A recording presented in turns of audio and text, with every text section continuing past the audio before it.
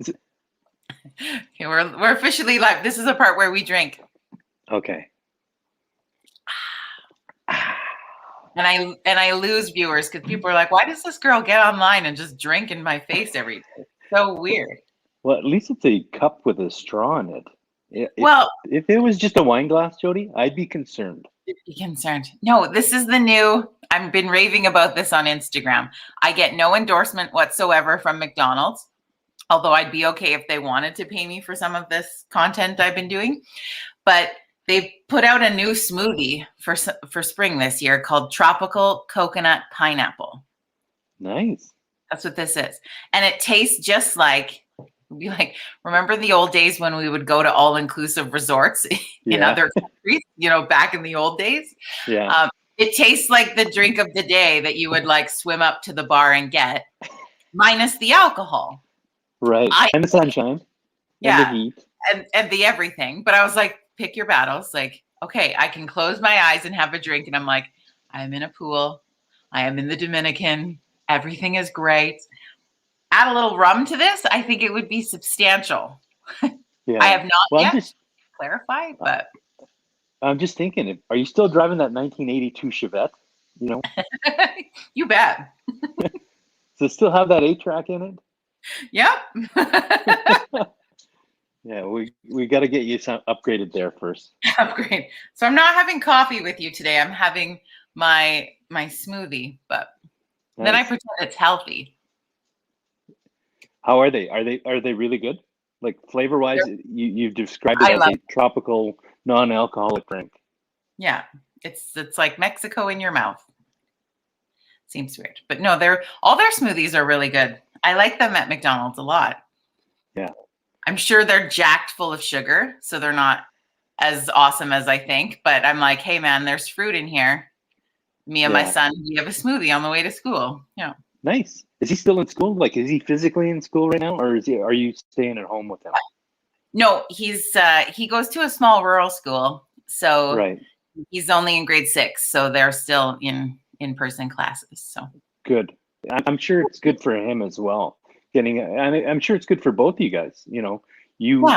Getting him out of the house and him being out of the house and connecting with his friends and having some social time as well as I think getting educated. We were talking about that this morning, actually, the friend interaction piece of how important that is, because he's not a total lover of school. So he's like, maybe next year I should online learn. And I was like, well, seeing friends is also important. Exactly. Yeah. And mom needs her time too, right? Yeah.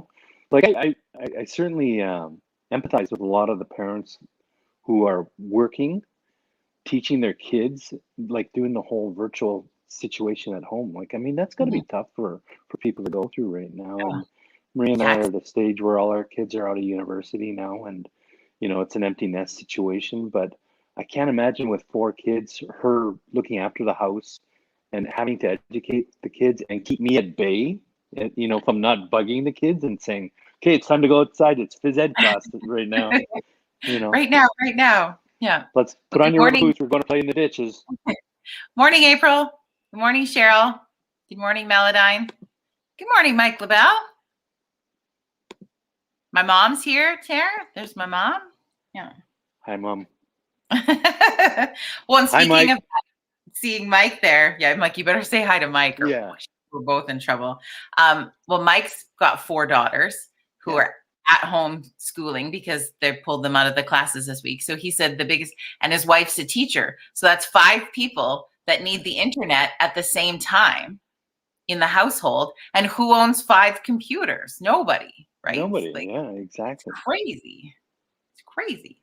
It's got to be tough. I mean, that's first world problems when you have internet access, but it's even worse when you're in rural Alberta. Never mind being center where it's a little bit easier to access. But once you get into the rural areas, I can't imagine trying to stream school and do your work at the same time in a household with 5 or 6 people in it. Yeah. No, it's just like, let's just go outside. Yeah, exactly. Let's have phys ed class, animal health class, whatever you want. Or science. Just do a whole lot of chores. Yeah. Yeah, we could do an agronomy class, There you go. Maybe that's what you need to start filming some courses while you're out on your walk to the gym and Friday afternoons, and you guys could just do some quick classes. Yeah, I was thinking some botany. So I think once it gets a little bit warmer out, we're going to start with the botany classes, Yeah, I and think then so. migrate into something a little bit more intense. All right. Well, welcome, friends, to Virtual Coffee Club. We could do the stalling. I could do the stalling part with Terry for the whole time. And we'd be like, Yeah. oh, yeah, we should probably acknowledge that we're hanging out with some other people. Welcome back to Coffee Club, Terry Andryo. Thank you for hanging out with us this morning. Thanks for having me, Jody. I really appreciate it. Well, I know that people really enjoyed you more than Jim last time. Like, we can say that just straight up here because he's not with us today. We had lots of great feedback that people just enjoyed. And especially after the podcast that you and I did together, chatting about your life with Parkinson's and the things that you've done in community and all your connections with agriculture. And I got great feedback from that show. And so I thought, well, we better check back in and see how things are. Because if people don't know, you've decided to take the step into retirement. So how does that really feel? Like, because that's a hard transition. You know what? It is and it isn't. Maria asked me, like, are you prepared for this? Like, is this something that you're going to be okay with? And I went, yeah, I think I'll be fine. Because stepping back from the day to day allows me to continue doing what I love to do. I just don't get paid for it, right? So my work with the Stampede, I sit on the International Agriculture and Agri-Food Committee, so I'm leading the innovations team with stuff like that. I have a friend who owns a local golf course close to us. I told him I'd love to be your marshal, and Oh, yeah. Immediately my boys went, "Yeah, Dad, you got to be the marshal of the golf," because they think they're getting free golf. So, and there's 4 or 5 things that I'm working on with Alberta Yield. There's about 50 startup companies in Alberta Yield that are in the innovation space, and they need some help with marketing. So I'm helping them, again, pro bono. I'm not doing the work for them. I'm just kind of guiding them along with some stuff. I'm working with a couple of small breweries on some of their marketing and activities and advisory councils. There's never going to be a bored day in my life. Not in your world. No, I was Yeah. going to say, like, the amount you like to volunteer and be connected, you'll stay that way. So then that sort of probably helps fill the void that a lot of people feel when they leave a position and go into retirement, because and so much of, and I think this is different for you because you're just you're that guy, but so many of us attach our identity to who we are in our work role. So then when you 100%. shift out of that, it's like an identity crisis. Yeah, exactly. And I think, about 2 years ago, a good friend of mine who's actually a vice president at ATB got into a situation where his health was indicative for him to retire as well. And he wasn't ready for it.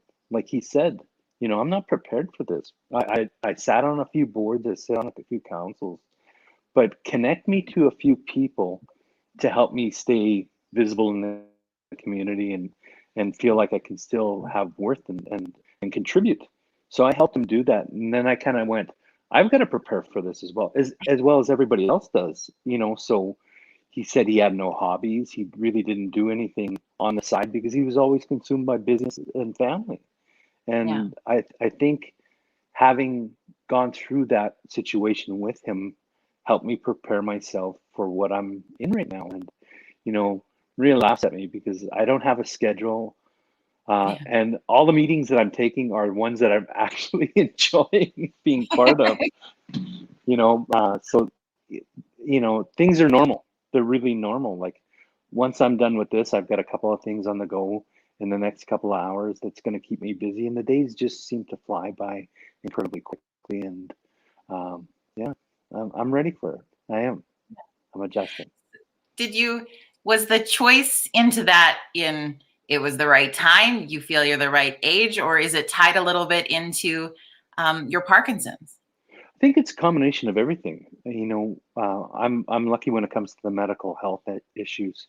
I've got multiple neurologists, and about 2 years ago, two and a half years ago, I met a new neurologist, and she immediately told me to quit.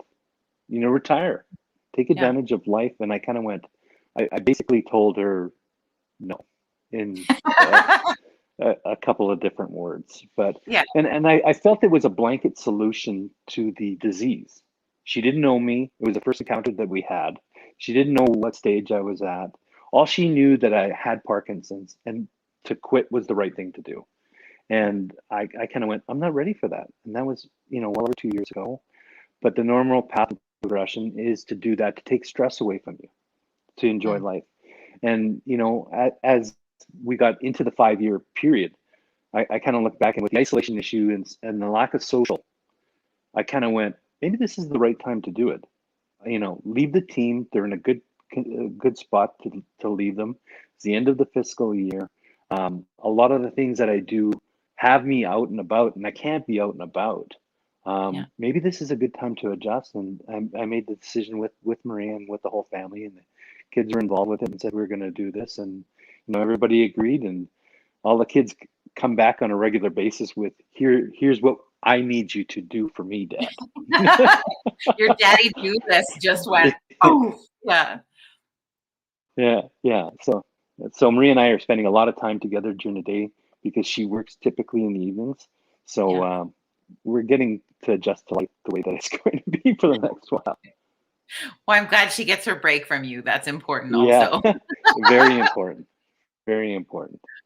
Well, I think too is just, we were talking about this a little bit before we went live, and a diagnosis like Parkinson's, for a lot of people, if you don't have someone directly in your life who has a diagnosis like this, it's just one of those things you don't know a lot about. And I think that comes with a lot of different diagnoses in the world. Like, I think we feel like we seem to know a little bit about cancer, but not really. But Parkinson's is such an unknown for, I feel like, the majority of people. So I thought, getting a little insight from you is helpful for anybody who maybe has another person in their life who gets this diagnosis, because we really just don't know a lot about it. Yeah, and that's a great comment that you made, Jody. And I think two things. The last while, the last couple of weeks has taught me a lot about understanding short-term and long-term disabilities as well. Like getting prepared for that. That's not an easy thing to prepare for. There's tons of questions. Everybody's plan is different. So I learned a ton about that, a lot from Jim because he's been through that. But when it comes to Parkinson's, like I like to ladder up and go up the ladder because in the rural communities, there's a lot of farmers and a lot of people in the rural life that are affected with neurological disease. MS is very prevalent, Parkinson's very prevalent, and ALS. So rather than just looking at Parkinson's, I'm always looking at the whole neurological disease, that these three big factors come into place. Because when I got first diagnosed, it was kind of interesting with the first neurologist I visited. He asked me questions. Did you grow up in the country? Did you drink well water? Did you have access to pesticides and insecticides? And I went, yes, yes, yes. And then he talked about sports and concussions, and it just kept checking off the boxes. Yeah. So you don't realize it. And then they start showing you maps of very prevalent hotspots in North America for neurological diseases. And they're very prevalent in Western Canada, and they're very prevalent in rural districts. And I'm going, holy crap, And then when I got diagnosed, I called my parents, who were at that time still living in Manitoba, and my mom kind of went away from the call, and she came back and she told us that I think 8 or 9 of the farming families in our area also had neurological issues, with MS. And so, you learn so much as you go down this journey, and you learn it from different sources. Like Maria goes to a lot of young people's the first time people that get introduced to the disease clubs and gatherings and stuff like that, and she gets information from that. I read Michael J. Fox's book. I'm part of his his newsletter that gets dispersed on a monthly basis. So, and then you start meeting people who have the same or at the same stage or different stage in life as you, and so you're just constantly learning more and more on like an hourly basis. And like I said to you earlier, after seeing Michael J. Fox on Wednesday on a broadcast, I'm just going, I'm not sure I'll ever get to that stage, but I may get to that stage. So it's kind of like preparing for the inevitable, or possibly not. So I'm going into it completely with uncertainty and on expectations, and some of it I don't want to know, and some of it I do want to know. Yeah. Well, and I would think it would be a pretty surreal feeling, not having been in that situation before, but just knowing that deterioration happens on different levels, in different parts of your body, at speeds that you have no idea, but you anticipate it coming. Like, I think we all know we're going to deteriorate as humans. We age, our bodies eventually shut down. But this is so much, I don't know if I want to say quicker, but or determined, or even what the word is, but that's got to be a really surreal feeling. It is, and like I said, some of it's going to attack everybody in a different way, right? So you can't predict it the way that somebody else has gone through it, because of your body and how it absorbs, or how it takes it, or how you try to counteract it. Like, one of the biggest responses to any neurological things is just physical activity. So one way of slowing progress down, as I've been told, is just being out and walking, or running, or doing things to counteract the invasion of it. So the more activity that you can do seems to help. And I'm actually going into a living study with a local doctor at the Hoskins Brain Institute in Calgary that deals with music and movement. And it was kind of cool because I got introduced to the doctor, and before I met the doctor, he said he crept my Facebook page, and he said, "Terry, we want you in the study." And I kind of went, "Okay, that's neat." He says, "Because you're a community guy, and you are visible in the community.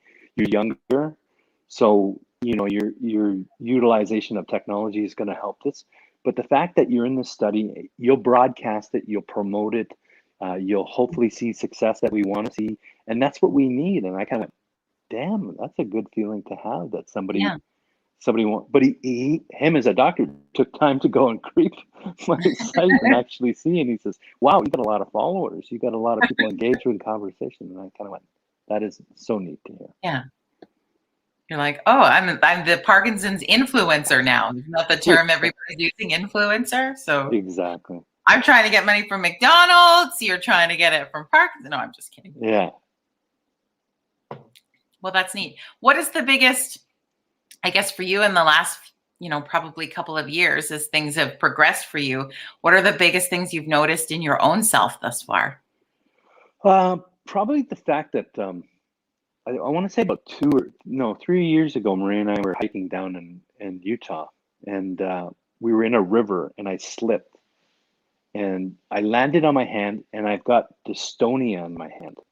And I'm not sure if I had it prior, but I broke a couple of knuckles, and I didn't know that I broke them till weeks after. So when we got back to Calgary, I went to the walk-in clinic, and I think 2 of my knuckles were broken. I didn't notice them, so they repinned them, and then I went for rehab, and I couldn't get the actual hand going because by then the dystonia had set in. Dystonia is one of the side effects of Parkinson's, or one of the things that could occur. It just seemed to heighten incredibly quick. So I think what I did was breaking of the hand really just sped up the process of dystonia. And for those who don't know, like, dystonia is like an arthritis. It's really intense. That's what it looks like.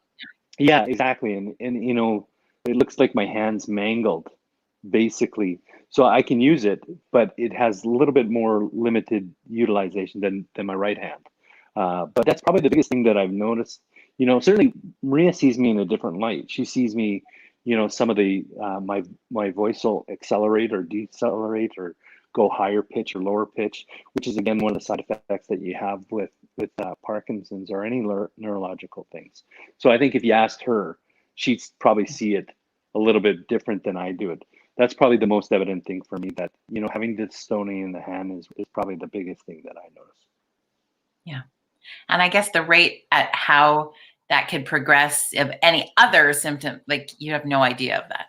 Exactly. And like there's one of our daughters is an ER nurse, and she works with a doctor at PLC that actually has Parkinson's too, and you'd never know it. Like, I mean, you can't, me having it, I should be able to detect this. And he kind of went, I've been living it with it for 20 years, Terry. And he says, you'd never know it. So everybody's journey is completely different in all cases, whether it's cancer or Parkinson's or any neurological things or lupus or, Yeah. Well, and I think too that, like we know with anything, and we've had conversations about this before, and it's not that all things are in our mind, but our mind can be really powerful. And you're a guy who's you're positive. You love life. You love things. You love people. Like you're a guy of love. And I think that that's an incredibly powerful place to be in, because it keeps people healthy on so many levels. It does. And, again, these are things that you learn from other people as you're going through your stages of life, in great health or not in great health. Being positive, having an outlook on it is probably half or a majority of the remedy that's going to get you through it. And, even before I had Parkinson's, I always loved life in the fullest. But certainly in this situation, I don't want to sit in the passenger seat. Is my claim to fame is, Maria and I have a relationship. She is the brake in the car, and I'm the gas pedal, and there's no way that's going to change for the rest of our relationship. And I'm not going to sit in the passenger seat and let something like this, take it on, come on to me. I'd rather take it head on and deal with it myself. So, having that positive outlook and that positive attribute and letting other people see it and share it, can be contagious in a good way. Yeah. What do you do to stay? Because I mean, we know we're all human, and we have days where like we don't feel positive every day, and that's okay, because you don't have to have it 24/7. But when you have your down day, how do you get back up? What are some of the things that you do to fill your cup back up? You know what? I'll be honest with you. Maybe my wife can answer this question. I don't have any bad days. No. I really don't think I have any bad days. And I always try to be proactive. I'm up early in the morning, usually around 5 o'clock in the morning. And, around 6 or 6:30, I'm sending out texts to people asking them how their day is. So I really don't have any bad days where it's overwhelming or anything like that. And I'll be honest, I'm a typical guy. I try to keep my emotions internal, and I'll get through them. But I think if you ask Maria, that I don't have many bad days, because I think it's being that proactive in it, to give a shit about somebody else's life, to see how they're doing, and to hear how their life is going, rather than worrying about yourself. And one of the great quotes in Michael J. Fox's new book is, "There's somebody out there in life that's in worse situation than you are." And I think that's helped me get along. It's always been that way. Yeah. Perspective is a powerful tool. It is. Yeah. All right. Well, I feel like with all these confessions, Maria's the next one on the show, because I'm like, yeah. I'm gonna call a little bit of bullshit on you never ever having a bad day or a bad moment or being in a bad headspace. So well, she's sitting on the other part of the room, and when I said it, she kind of raised one eyebrow, which I can't do. I can't raise one eyebrow, but it seems to, it's a female thing to have eyes back of their head, and the one eyebrow at a time are the two things that I take away from my wife. But I think if you're going to have Maria on the show, make sure that you have a lot of time. Okay. Yeah. Okay. Well, and one eyebrow speaks volumes. Volumes. Oh, it does. Yeah. Can you do it, Jody? Can you do the one eyebrow? One eyebrow? I don't know. I think I always lift both of them, because I'm like, you know what? I'm going to go big. Caden would be able to tell you that better than I, because there's times where I don't even realize I've done. And he's like, "Why are you looking at me like that?" And I'm like, "Well, if I'm looking at you like that, there's probably a reason. So why don't you tell me?" In about 5 seconds, the shoe comes off and woof, straight to the head. Nah, I never quite get there, but I'll let my eyebrows do the talking, because that's what they do. But So let me ask you, Yeah. when you, what's your remedy? Gosh, for me, like my big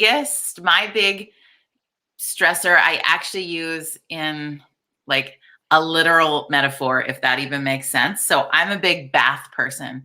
And that to me is like, that's the space where like there's nothing else in the world. And I like literally, I'm like, I am washing off the heavy shit of the day. Like that is literally what I do with that.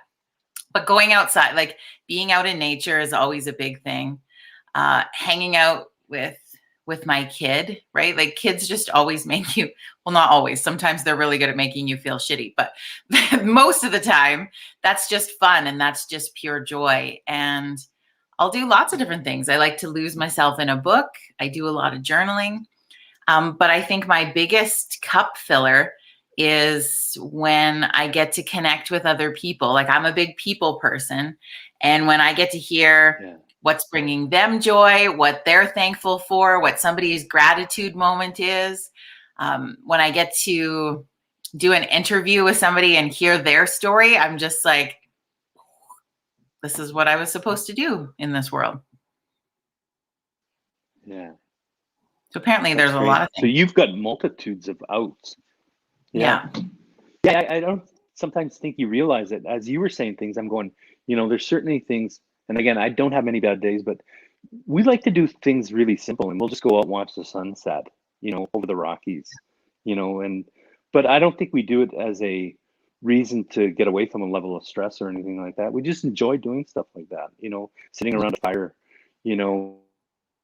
sitting on our deck, just the simple things in life. But I don't think they're an escape for us. I think these are just things that we really enjoy and could use them as an escape if we needed to. Yeah, but I think the fact if you do the things that make you feel good on a regular basis, you're doing that continual cup fill. And then you're not in that place where you're like, man, I am on empty today because you've continually been filling the cup. But I don't think we all do that on a daily basis. I think we, especially if you're somebody who gives in this world and you give, and if you forget to receive and put some things back in, then you hit that, my cup is empty today. What now? How am I going to, how do I get through this piece? Yeah. Interesting. Well, and I was saying tomorrow there will be my latest podcast episode is out, and I had the opportunity, and you might even know Travis, who I spoke to, Terry. He, a year ago, it'll actually be the year anniversary on Saturday, he attempted suicide and survived. Wow. And shares his story with me of going through that process. And I was saying to a friend, like, it's not very often in this world you get to ask somebody what they were thinking, feeling, and doing in the moment that they pulled the trigger. Yeah. Like, it is a phenomenal story of Travis's, and he is a miracle. And he now just wants to help people who get down in those low situations. And man, that story. Yeah, I'm going to listen to that one for sure, because, lately what we've gone through with the COVID situation, we're just hearing more and more of those situations happening. And, the worst thing that it seems to be, materializing out of this whole thing is the fact that there's a lot of young people and a lot of young parents, are either attempting it and being successful or, not going through with the whole thing. And we've got to bring those numbers down dramatically, and again, Travis, there's a lot of, so, the stuff that you're doing around mental health, the stuff that Stacey Meyer and Brett Gardner are doing around mental health, Sheldon Kennedy and, Travis, we've got to hear more of these things to get people to open up and talk about their situation, because we don't want the outcomes to continue to happen what we're seeing right now. Yeah, absolutely. All right. Well, we'll be mindful of the time for people who are having a coffee break with us. And I thank you for checking in. We're going to keep checking. You're like a character on the show now.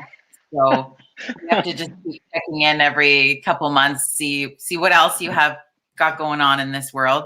And you and Jim Button are still doing your Friday afternoon walks, aren't you? Yes, we are. And today we're hooking up. I'm not telling you the individual's name or the company owns, but the guy owns a distillery. Yeah. So we're going for a walk today with a gentleman who recently just bought a new distillery, and it seems to be growing. Next Friday, last Friday of every month we try to do free for all Fridays, where we open it up, Yeah. and I think the last free for all Friday we had 15 or 20 people join us, Yeah. and it was kind of weird walking through Britannia with this pet. I think a lot of people enjoy just getting out and having conversation. Jim's kind of like a ringleader because every couple of minutes he would say, "Okay, stop.